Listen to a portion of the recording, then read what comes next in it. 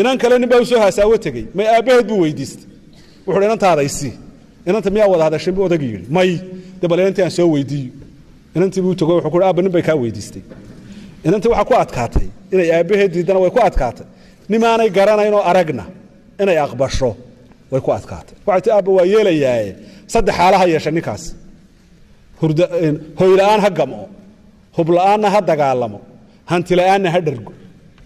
saddexdaa hadduu yeesho waa raacaya odagii baa soo noqday wuxuu war intay saddexaasay tidhiye dee maleedaha war garan ba maaye buuhi maxaan yeeshaa dabadeetana ninkii waa iska tegi nin kalaa maqlay inantii buu u yimi wuxuu waxaan doonaya inaan kula sheekaystaa waxay tii imika waa xilliye ma ballanaa haa buu yidhi waxay tii marka dadka waaweyne seexdo carruurtuna soo jeedo ii kaale ninkii baa yaabay xilligaa dee tv la daawadaana ma jiro war xilligan carruurtu soo jeeda dadkii waaweynaana seexday dabeetana mudduu ka maqnaa ereygii buu garan waayey xilli u yimaaduu garan waayey markii uu muddo maqnaa baa nin dee xikmad badan oo xidig la yidhahdo xidig ayaa loo tilmaamay waxa ninkaasunbaa kaa furdaaminaye u tag xidig buu u tag war yaa xidig war gabadh baan la haasaawo xilligaasay ila ballantay xilligii garan waayey waxaan kula noqdo waayey war bal waxii sheeg wuxuu maxay ku tidhi waxay igu tidhi marka dadka waaweyne seexdo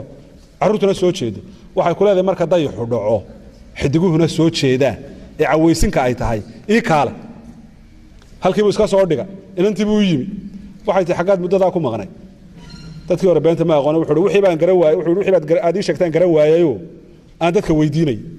oo yaa kuu sheegay imaka wuxuu yidhi nin la yahda xidig waxay tii ninkaa u yeedh xidig buu u yeedhay markuu xidig keenay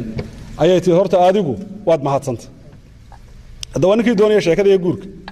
waxaad sabab u noqotay aniyo xidig inaanu kulanno waayo dee ninkanaa ka xikmad roonoo kanay doonaysaa markaa adigu reerka wixii dambana shaqadiisa dee ka qayb qaado waanad mahadsantay marka laga bilaabo